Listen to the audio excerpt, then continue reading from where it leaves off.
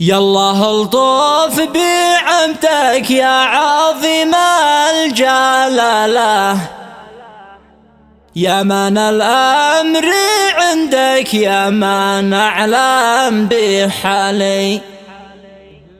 واهدنا من طريق أعمال فيها ضلالة،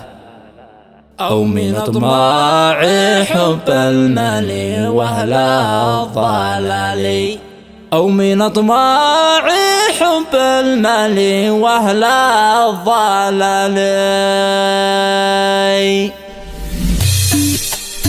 يا الله الطف بعبدك يا عظيم الجلالة، يا من الأمر عندك يا من أعلم بحالي، يا الله الطف بعبدك يا عظيم الجلالة، يا من الأمر عندك يا من أعلم بحالي، واهدنا من طريق أعمال فيها ضلالة،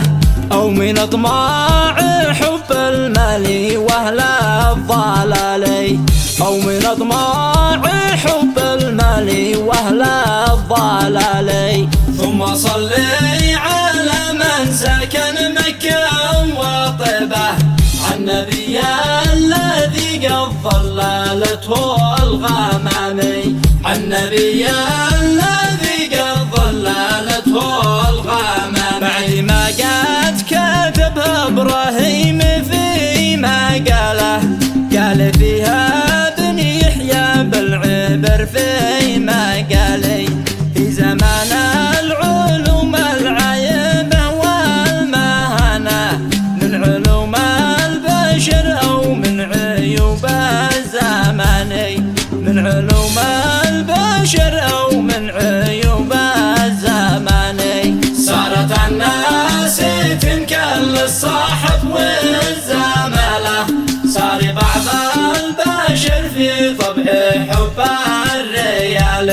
صارت أفعال بعض الناس فيها مسألة، في أمامك يا صاحب والنقفايت يا عادي، في أمامك يا صاحب والنقفايت يا عادي. كلمة الحق في ذا الوقت والصدق قله، والوفا والمخوة أصبحت بالقلال، كلمة الحق في ذا الوقت والصدق قله، والوفا والمخوة أصبحت بالقلال. راح فيها شهامة والشرف والرجولة، راحوا أهل المروة والكرم والمبادئ، واصبح الوقت فينا يشتكي في الملامة، والموازين صارت عكس في ذا الزمان،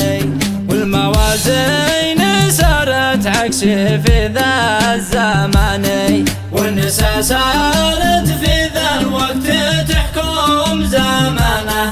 في المواقف بكل أقوالها والفعالي، ما بقى للرجولة فعلا ولا مقولة، واصبح الحكم في يد النساء والولاء، واصبح الحكم في يد النساء والولاء، ما يخلي مرة تحكم وتمسك محله، غير من كان في ذا الوقت ناقص عياري، بيكون في حياته عايش في مذلة، والرجال والرجولة ما لها فيه مجالي، قال ابن يحيى من زمن الأهانة، ما حصل في زمننا من علوم البلاوي، قال ابن يحيى من زمن الأهانة، ما حصل في زمننا من علوم البلاوي، ما حصل في زمننا من علوم البلاوي. واختم القول وصلي على أحمد وآله، في هدانا